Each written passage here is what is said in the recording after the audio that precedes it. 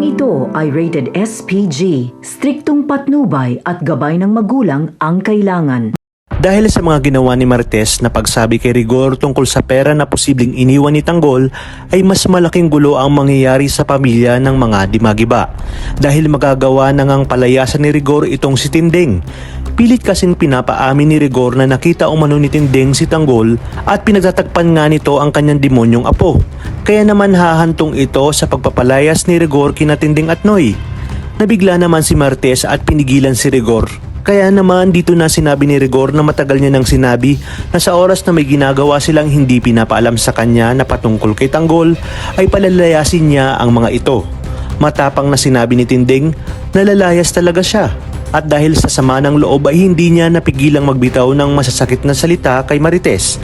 Iginiit ni Tinding na wala na umanong pinagkaiba si Marites sa kanyang asawang si Rigor dahil hindi nila inaalam ang dahilan kung bakit nagagawa ni Tanggol ang mga bagay na yun. Dagdag pa niya kay Marites na nakiusap na siyang huwag sabihin kay Rigor dahil mas malaking gulo ang mangyayari. Kaya naman dito nagsisisi si Marites sa kanyang mga desisyon. At dahil sa mga nangyari ay wala nang nakapigil kay Tinding at tuluyan na nga nitong binisita ang kanyang apo dahil nag-aalala na nga siya dito. Lalo pat matagal nang walang bumibisita sa kanyang apong si Tanggol.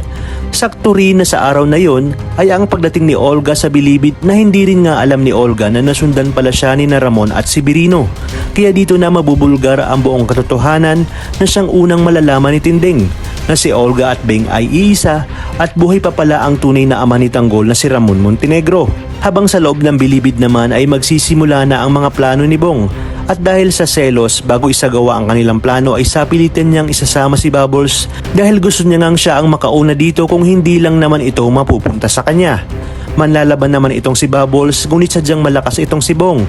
Hanggang sa dumating na nga si Tanggol na mainit ang ulo kaya't hindi makapagpigil ang ating bida at magkakaroon ng malaking rambulan sa loob ng koreksyonal. Sinabi ni Tanggol kay Bong na alam niyang si Bong ang may pakana ng unang riot kung kaya't nalagay sa panganib ang buhay ng kanyang mga kaibigan. Hindi na niya umano palalampasin ang ginawang ito ni Bong.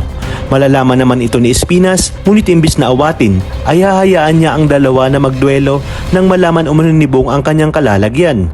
Dito nga ay hindi nagtagumpay si Bong at nagripuhan siya ni Tanggol na siyang kanyang ikinasawi.